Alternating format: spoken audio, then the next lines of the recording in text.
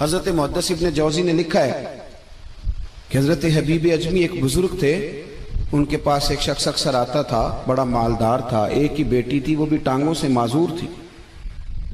تو آپ اکثر اس کو کہتے ہیں کہ تو توبہ کر، اللہ کی بارگاہ میں رجوع کر۔ ایک وقت ایسا آتا ہے کہ پھر انسان کا جب کوئی اپنا نہیں رہتا پھر اسے مصلی یاد آتا ہے، لیکن اگر مصلی کی عادت بچپن سے پڑ جائے نا تو پھر ذرا آسان ہوتا ہے اللہ سے دل لگانا۔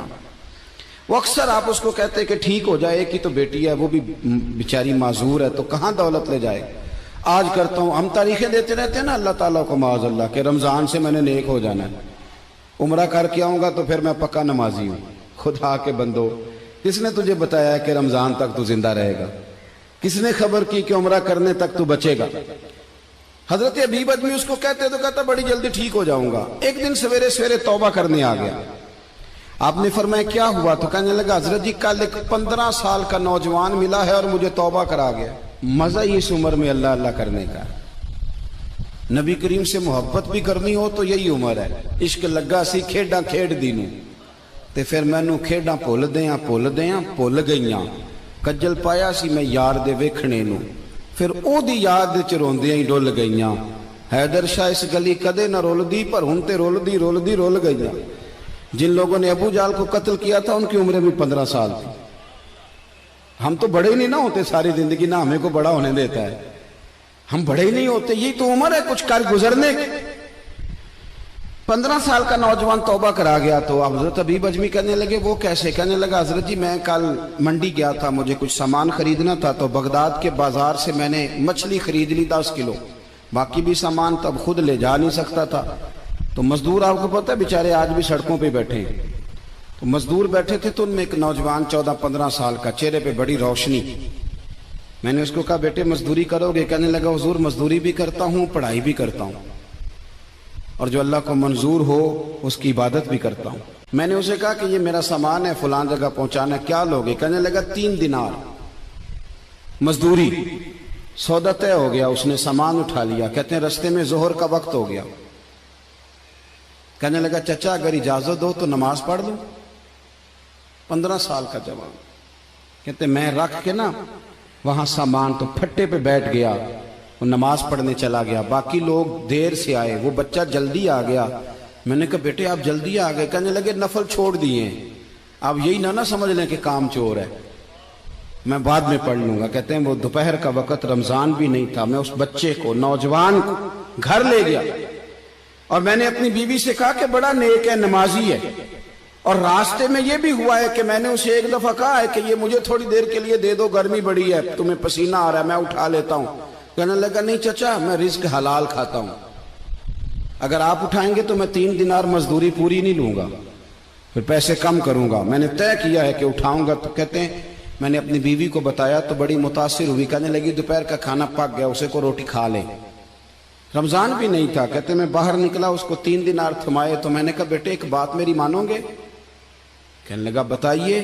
میں نے کہا کھانا پکائے کھا لو۔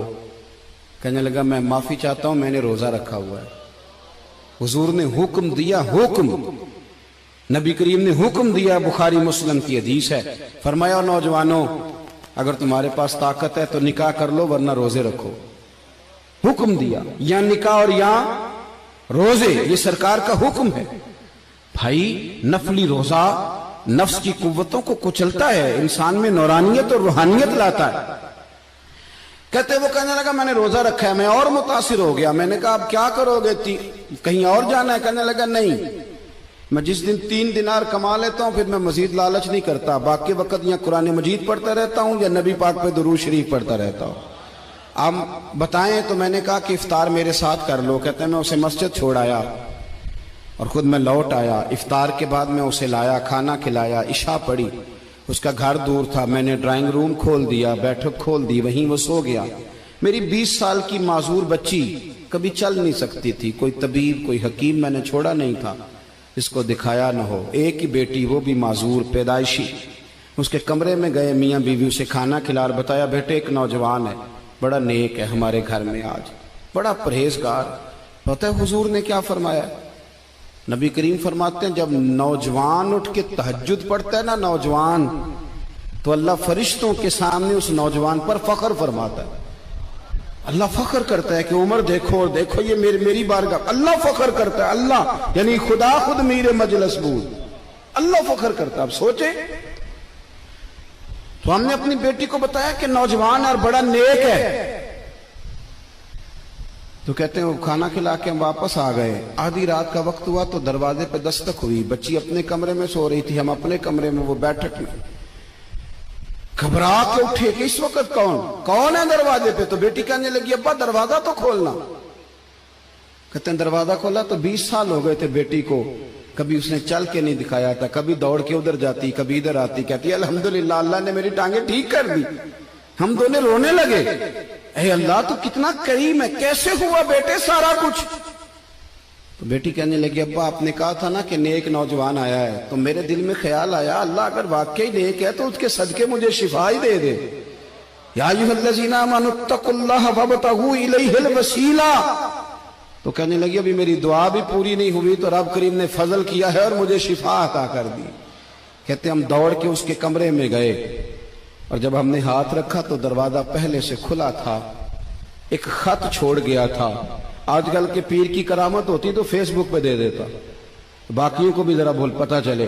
کہتے ہیں وہ خط چھوڑ گیا اپنے بستر پہ کہ اگر تم لوگوں کو مجھ سے محبت ہو گئی ہے تو میرے پیچھے نہ دوڑنا, اس رب کی بارگاہ میں جھکنا جس رب نے میرے اوپر بھی فضل فرمایا ہے اور آپ پر بھی کرم فرمایا.